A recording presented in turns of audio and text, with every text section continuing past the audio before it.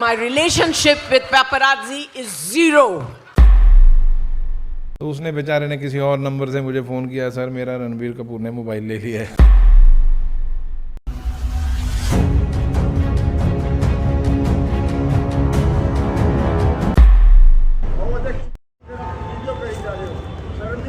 चलिए आप लोग भी साथ में। काम करिए हमारे बेडरूम में आ जाइए। They think that that's because they have a mobile, they can take your picture.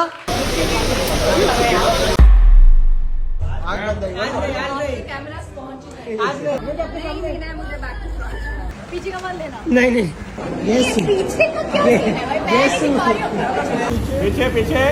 मैं नहीं पा रही हूँ। पीछे क्या पैप्स का टू मच हो गया है? क्या पैप्स वाकई में अपनी लाइंस क्रॉस कर रहे हैं?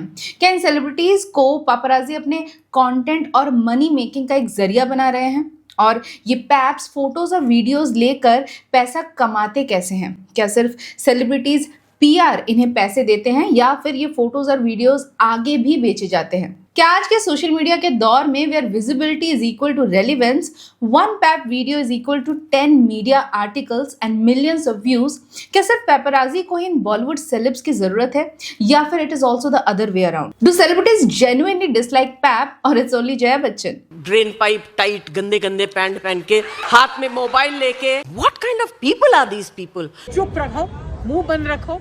क्या Jaya Bachchan really has huge respect for the media like she claims? My father was a journalist. I have immense respect, tremendous respect for such people.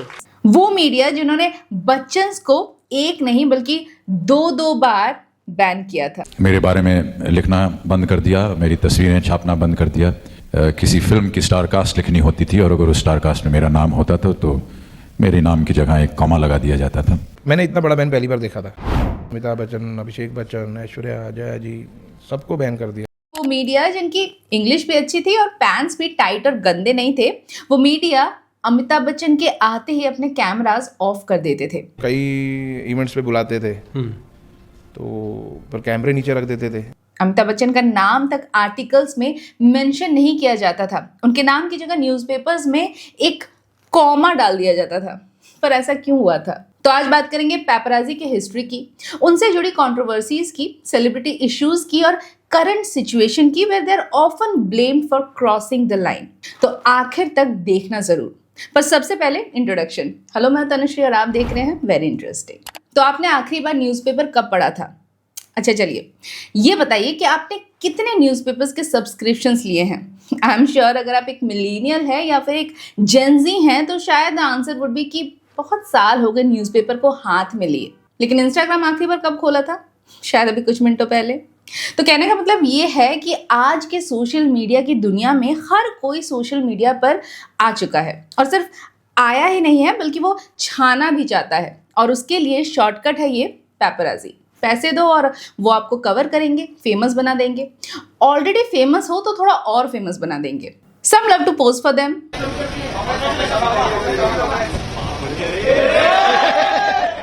some love to hate them. Who said that? नमस्ते। नहीं sir, जय श्री राम।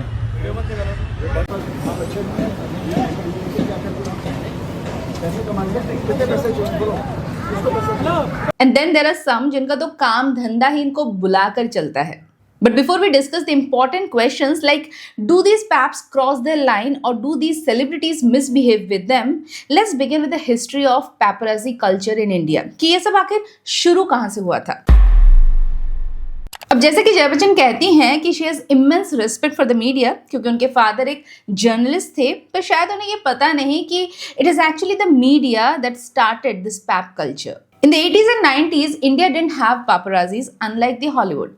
लेकिन हमारे यहाँ पर होते थे page 3 photographers जो बेसिकली फ्रीलांस फोटोग्राफर्स होते थे और जो अलग अलग फिल्म मैगजीन्स और न्यूज़पेपर्स के लिए काम किया करते थे। ये फिल्मी पार्टीज़ में इन्हें बुलाया जाता था, प्रीमियर्स में, अवार्ड फंक्शंस में इन्हें बुलाया जाता था और वहाँ जाकर ये फ़ोटो क्लिक करते और फिर ये फ़ोटोज़ अलग अलग न्यूज़पेपर्स और फिल्म मैगजीन्स को ये बेची जाती थी। तो इस तरीके से ये स्टार्ट हुआ था। लेकिन अभी भी ये सड़कों पर नहीं उतरे थे। ये सारे प्लान्ड इवेंट्स होते थे और जिनके लिए इन्हें बाय इन्विटेशन ही एंट्री मिलती थी। तो कंट्रोल अभी भी बॉलीवुड वालों के हाथ ही था। And then came early 2000 and Bollywood became part of the daily TV news. Bollywood और फिल्म बेस्ड एंटरटेनमेंट चैनल्स जैसे कि जूम टीवी पॉपुलर होने लगे। जूम, इसको देखो। अगर आप एक मिलीनियल हैं तो जूम का बॉलीवुड गॉसिप और एंटरटेनमेंट शो पेज 3 या फिर cut it with Simi Chandok तो आपने जरूर देखा होगा। Reason behind Ranbir's career going wrong. क्या बॉलीवुड स्टार्स को अब भी लगता है कि जनता will get excited with just one किस? तो अब फिल्म्स और बॉलीवुड जो एक वीकेंड सप्लीमेंट का हिस्सा हुआ करते थे, अब वो डेली टॉपिक्स बन चुके थे। धीरे धीरे कुछ एंटरटेनमेंट चैनल्स ने सेलिब्रिटीज को सेट के बाहर भी शूट करना शुरू किया। होटल्स में, पब्स में इंटरव्यूज होने लगे, लेकिन अभी तक इन्हें इंटरव्यूज और न्यूज पर्सपेक्टिव से ही शूट किया जाता था। लेकिन फिर पोस्ट 2010 बॉलीवुड सेलेब्स की काफी एग्रेसिव कवरेज होने लगी। अब इंस्टाग्राम भी इंडिया में आ चुका था। जिम के बाहर, रेस्टोरेंट में, शूट लोकेशंस पर अब इन सेलिब्रिटीज को स्पॉट करने के लिए, उनके वीडियोस बनाने के लिए पैप्स फुल फ्लेज्ड रोड पर आ चुके थे। और 2016 में दो चीजें हुई। एक तो जियो का इंटरनेट रेवोल्यूशन और दूसरा तैमूर अली खान का जन्म। अब स्टार्स के साथ साथ इनके बच्चे और बच्चों की नैनियां भी स्पॉट होने लगे थे। वो जिम जाते पैप होते, सैलून जाते पैप होते, रेस्टोरेंट जाते पैप होते, और ऐसे में पीआर वालों ने भी इसमें फिल्म प्रमोशंस और सेलिब्रिटी रेलेवेंस बढ़ाने की एक अपॉर्चुनिटी ढूंढ ली। अब कई सेलिब्रिटीज अपने पीआर के थ्रू खुद इन पैप्स को अपनी लोकेशन बताकर वहां बुलाते और फोटोज खिंचवाते। आई थिंक जैसे कि अभी मेरी फिल्म की प्रमोशन चल रही है तो उनको बुलाया गया था एयरपोर्ट। इन सेलेब्स का gym look, airport look became a thing. कुछ लोग तो एयरपोर्ट जाते ही इसलिए थे ताकि वो पैप हो सके, और इन पैप्स की वजह से ये भी सेलिब्रिटीज बन गए।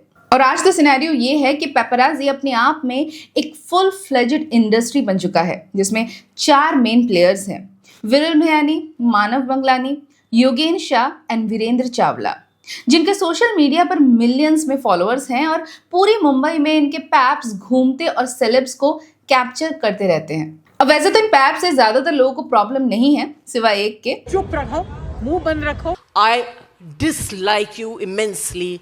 लेकिन एक चीज जहां शायद ये पैप्स वाकई ट्रेडिशनल मीडिया से भी लो लेवल पर चले जाते हैं, और वो है कि they don't know where to stop. Funeral से लेकर हॉस्पिटल तक हर जगह कैमरा लेकर पहुंच जाते हैं। कई बार बिल्डिंग्स के कंपाउंड वॉल पर चढ़कर चुपचाप फोटोज भी खींचते हैं।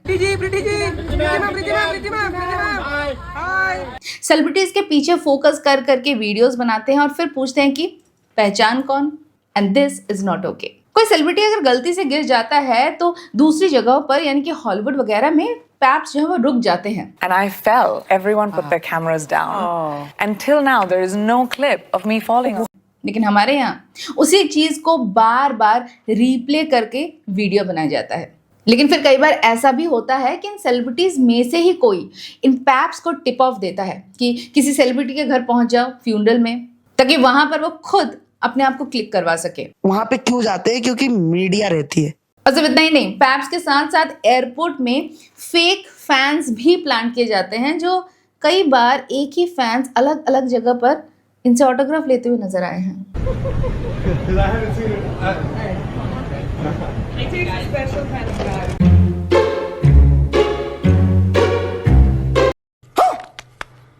कई बार खुद बुलाते हैं फिल्म की प्रमोशन के लिए और फिर खुद ही अपने बॉडीगार्ड से उन्हें भगाते हैं। अरे मैसेज है हमारे पास, ऐसा क्या कर रहे हो?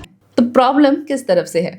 अब जय बच्चन को भले ही इन पैप्स की गंदी पैंट से या लोअर इनकम ग्रुप से बिलोंग करने से प्रॉब्लम हो, लेकिन एक सच ये भी है कि ये पेपराजी आज बहुत सारे यंग लड़कों को जॉब अपॉर्चुनिटीज प्रोवाइड कर रहे हैं। क्योंकि एक पैप बनने के लिए आपको ना कनेक्शंस चाहिए, ना बड़े बड़े स्टूडियोज, ना फोटोग्राफी स्किल्स, ना कोई डिग्री, बस चाहिए तो एक स्मार्टफोन और बहुत सारा free time to capture the celebrities in real time. Unlike the traditional news media, ये पैप सेलिब्रिटीज की अनफिल्टर्ड और रियल साइड ऑडियंस के सामने लेके आते हैं। ये स्टार्स भी अपनी पीआर टीम से मिलकर खुद अपनी मूवीज के प्रमोशंस के लिए, अपनी इमेज बिल्डिंग के लिए और सोशली ऑडियंस के साथ रेलेवेंट रहने के लिए इन पैप्स को खुद पैसे देकर उन्हें कवर करने के लिए बुलाते हैं। ऑडियंस को भी इन एक्टर्स की पर्सनल लाइफ में झांकने में बहुत मजा आता है। आज सोशल मीडिया के दौर में ट्रेडिशनल न्यूज मीडिया भी सोशल मीडिया पर अपना डिजिटल वर्जन लेकर आ चुकी है। लेकिन इन पैप्स की पॉपुलैरिटी का कोई मैच नहीं है. They have millions of followers in their pages and that's why PR भी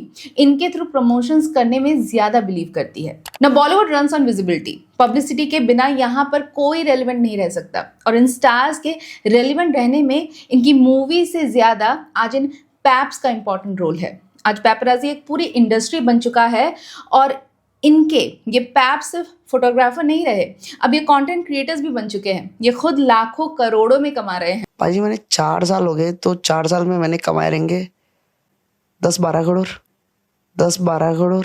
अब ये काफी फेमस पैप है जिनको आपने कई बार सेलिब्रिटीज के साथ कैप्चर होते हुए देखा होगा.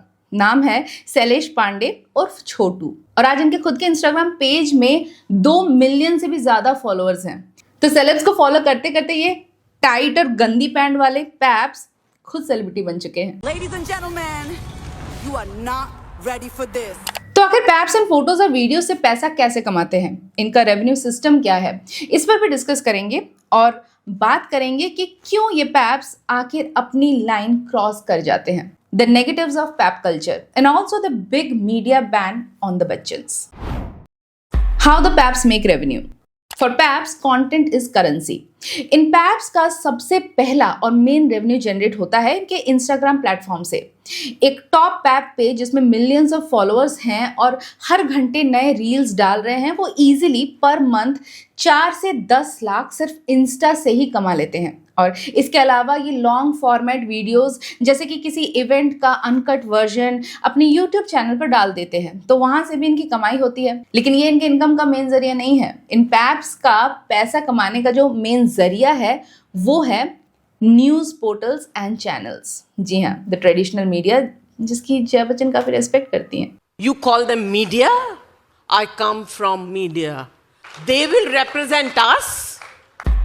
Selling footage to news portals and news channels. अलग अलग न्यूज़ पोर्टल्स और न्यूज़ चैनल्स इन पैप से फुटेजेस और फोटोज खरीदते हैं. ज़्यादातर इनके साथ सब्सक्रिप्शन बेसिस पर काम करते हैं, जिससे कि हर महीने इनको पैसे मिलते रहते हैं. क्योंकि हर पिक्चर का, हर इमेज का उन्हें पैसा मिलता है. हर सेलिब्रिटी का एक राशन कार्ड जैसे होता है. तो अगर आपका प्राइस हाई हो तो पहुंच जाते हैं, गाड़ी को फॉलो कर लेते हैं. अगर प्राइस इतना हाई नहीं है तो बुलाया जाता है कई बार. इनका एक वीडियो 1000 से लेकर 10,000 रुपए तक में बेचा जाता है, depending on how exclusive it is. यानी ऐसा वीडियो जो किसी और पैप ने कैप्चर नहीं किया है वो सबसे महंगे बिकते हैं और यहीं से कंपटीशन तगड़ा हो जाता है. और ये पैप्स एक्सक्लूसिव कंटेंट के लिए कई बार सेलिब्रिटीज की प्राइवेसी को भी कॉम्प्रोमाइज करते हुए नजर आते हैं. कई बड़े इवेंट्स के लिए जैसे कि आउट ऑफ मुंबई अगर किसी हाई प्रोफाइल वेडिंग को कवर करना हो तो इनको न्यूज चैनल्स वाले पर प्रोजेक्ट बेसिस पर भी काम देते हैं. यहाँ पर एक एक वीडियो की कीमत 50,000 से 1 लाख तक पहुंच जाती है. PR arrange sightings. इन सेलेब्स की पीआर एजेंसी भी पैप्स को अक्सर पैसा देकर कवर करने के लिए बुलाती है, तो उससे भी कमाई होती है, जिसमें 10,000 से लेकर 50,000 तक चार्जेस होते हैं. मोस्टली एयरपोर्ट के जो भी साइटिंग्स होते हैं वो पेड वाले ही होते हैं.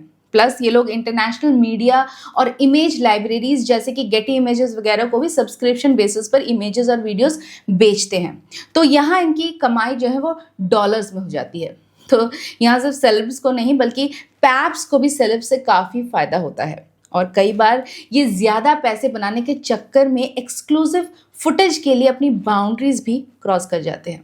पर ये सिर्फ पैप्स करते हैं ऐसा नहीं है, क्योंकि कई बार ट्रेडिशनल मीडिया भी स्टिंग ऑपरेशंस के जरिए या फिर ब्रेकिंग न्यूज़ से टीआरपी बढ़ाने के चक्कर में कई बार अपनी लाइंस क्रॉस करते हुए देखी गई हैं. अब जहाँ एक तरफ तो जया बच्चन बरखा दत्त के शो पर मीडिया को अच्छा और पैप्स को जीरो बोल रही हैं, जीरो, उन्हीं बरखा दत्त पर कई बार आगे से आगे बढ़कर रिपोर्टिंग करने के चक्कर में कई सेंसिटिव लोकेशंस दुश्मनों को रिवील करने के इल्जाम लगे हैं, और वो भी एक बार नहीं कई बार.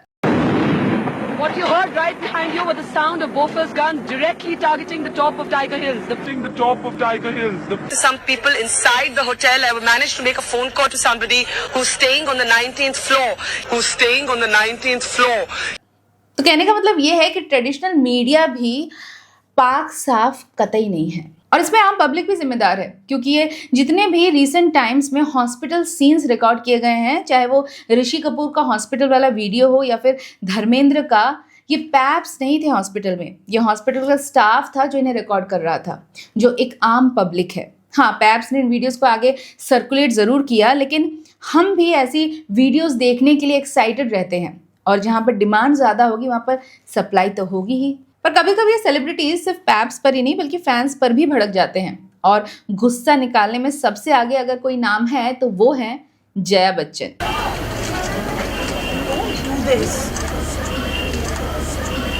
बट एक चीज मैंने ऑब्जर्व की है कि इंटरनेट जया बच्चन को जितना हेट देती है, अमिताभ बच्चन के लिए उनकी इज्जत और बढ़ जाती है कि यार कैसे इनको झेलते हैं घर में। बट ऐसा नहीं है। बच्चन सीनियर की भी मीडिया के साथ एक बहुत पुरानी रंजिश रही है, एंड शायद इसी वजह से वो अब थोड़ा मेलो डाउन हो गए हैं। The Big Ben on Bachchan. Film पत्रकारों ने 1975 में, जबकि उस समय ऐसा समझा, जो प्रेस सेंसरशिप इमरजेंसी के साथ आई थी उसमें मेरा हाथ था। तो हुआ यूं कि 1975 में इमरजेंसी के दौरान मीडिया को सेंसरशिप से गुजरना पड़ा, जैसे हर कोई जानता है। उस वक्त अमिताभ बच्चन रूलिंग पार्टी के काफ़ी करीब थे। उस वक्त बहुत सारे मीडिया पर्सन्स को ये लगा कि सेंसरशिप में अमिताभ बच्चन का बहुत बड़ा हाथ है, और इसीलिए जब इमरजेंसी ख़त्म हुई तो बाद में सबने एक साथ मिलकर ये डिसीजन लिया कि अमिताभ बच्चन को अब सबक सिखाने का टाइम है। और फिर इन सब ने, यानी सारे मीडिया ने, अमिताभ बच्चन को बॉयकॉट करना शुरू कर दिया। चाहे कोई फिल्म रिलीज का फंक्शन हो या फिर कोई अवार्ड फंक्शन हो, अमिताभ बच्चन जैसे ही स्टेज पर आते फोटोग्राफर्स अपने कैमरास नीचे कर लेते। तो जैसे ही बच्चन साहब ग्रुप पिक्चर्स में आते थे सब कैमरे ऊपर कर लेते थे। अगर बच्चन साहब हटेंगे दूसरे खड़े तो उनका खींच लेते थे। इवन ग्रुप फोटोज में भी अमिताभ बच्चन को क्रॉप करके हटा दिया जाता। अब बिग बी को भी बहुत गुस्सा आने लगा, तो वो भी स्ट्रैटेजिकली ग्रुप फोटोज में सबसे लास्ट में खड़े होते, क्योंकि पता है क्रॉप तो होना ही है। अब किसी आर्टिकल में अगर फिल्म के एक्टर्स को मेंशन करना होता तो जहां पर भी अमिताभ बच्चन का नाम आता वहां पर एक कॉमा डाल दिया जाता। किसी फिल्म की स्टार कास्ट लिखनी होती थी और अगर उस स्टार कास्ट में मेरा नाम होता था तो मेरे नाम की जगह एक कॉमा लगा दिया जाता था। मैंने इतना बड़ा बैन पहली बार देखा था। जब मीडिया ने अमिताभ को बैन किया तो अमिताभ बच्चन ने भी मीडिया को बैन कर दिया। और मुझे ऐसा लगा कि अगर प्रेस को ये छूट है कि वो मुझे बैन कर सकता है तो मुझे भी छूट होनी चाहिए कि मैं उन्हें बैन कर दूं। They were not allowed inside his film sets. वो किसी मीडिया से ना बात करते ना कोई इंटरव्यू देते, and it went on for years. फिर 1984 में जब वो इलेक्शंस में खड़े हुए तो उन्हें भी लगा कि यार अब कैंपेनिंग करने का टाइम है, अब जनता तक पहुंचने के लिए मीडिया के सपोर्ट की ज़रूरत है, और फिर उन्होंने दोबारा मीडिया से अपने रिश्ते सुधारने की कोशिश की। लेकिन राजनीति में जनता के साथ एक संबंध स्थापित करना पड़ता है और प्रेस जो है वो एक बहुत ही सशक्त और एक बहुत ज़रूरी यंत्र होता है। लेकिन अमिताभ बच्चन पर मीडिया बैन सेकेंड टाइम भी लगा है, और इस टाइम तो पूरा बच्चन परिवार बैन था। During the Aishwarya and Abhishek wedding, जब अमर सिंह के बाउंसर्स ने पैप्स और मीडिया वालों के साथ हाथापाई की और उन्हें जख्मी कर दिया। उन्होंने फिर एक पर्सनल मीटिंग रखी, मुझे याद है JW मैरियट में, सारे मीडिया वालों को बुलाया था, तब उन्होंने फिर वो बैन हटा दिया था। और अब तो जया बच्चन पैप्स को जख्मी करती हुई नजर आती हैं अपनी जुबान से। ड्रेन पाइप टाइट, गंदे गंदे पैंट पहन के। वैसे वो एक आध बार जुबान के साथ साथ हाथ भी चला चुकी है, और वो भी फैंस के साथ।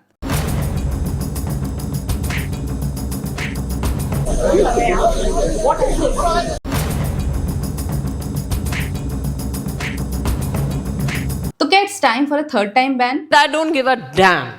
Now talking about Jaya Bachchan, maybe her feelings are valid, but her approach is certainly not. आज के डिजिटल मीडिया ड्रिवन वर्ल्ड में पैप्स को हटाना इम्पॉसिबल है। Love them, hate them, but you can't ignore them. Paps और celebrity के बीच में एक सिम्बायोटिक रिलेशनशिप है, यानी कि you scratch my back and I will scratch yours. And like any other relationship जिसमें ट्रस्ट और म्यूचुअल रेस्पेक्ट जरूरी होते हैं, इस रिलेशनशिप में भी ये दोनों चीजें जरूरी हैं। दिल से उन्हें रिक्वेस्ट किया कि मेरे जिम के बाहर आना बंद कीजिए प्लीज़, और उन्हें बहुत प्यार से बात मान ली, और अभी वो मेरे जिम के बाहर नहीं आते। बट ये भी फैक्ट है कि कुछ सेलिब्रिटीज दूसरों से ज़्यादा प्राइवेट होते हैं, और बार बार उनको कोई उनकी पर्सनल स्पेस में जाए या उन्हें डिस्टर्ब करे ये उन्हें पसंद नहीं है। तो जो नहीं चाहते हैं फ़ोटो खिंचवाना, उन्हें जाने दो ना यार, क्या ज़रूरत है। लेकिन एज अ सेलिब्रिटी अगर आप फेमस होना चाहते हैं तो उसके पीछे कुछ नुकसान भी हैं, और पैपराजी भी शायद इसमें से एक ही है। और यहाँ पर ऑडियंस को भी समझना होगा कि जो दिखता है वो बिकता है, फिर चाहे आप उसे देखकर आय हाय ये कहें या फिर हाय हाय कहें। व्यूज़ तो आपने दे ही दिया, जैसे कि इस वीडियो को। तो अगर आगे भी इस तरीके की वीडियोस देखना चाहते हैं और चैनल को सब्सक्राइब नहीं किया तो सब्सक्राइब कर लेना। फेसबुक और इंस्टाग्राम पर भी हमें फॉलो कर सकते हैं। मिलती हूँ नेक्स्ट संडे एक और बॉलीवुड से जुड़ी कहानी के साथ जो होगी वेरी इंटरेस्टिंग।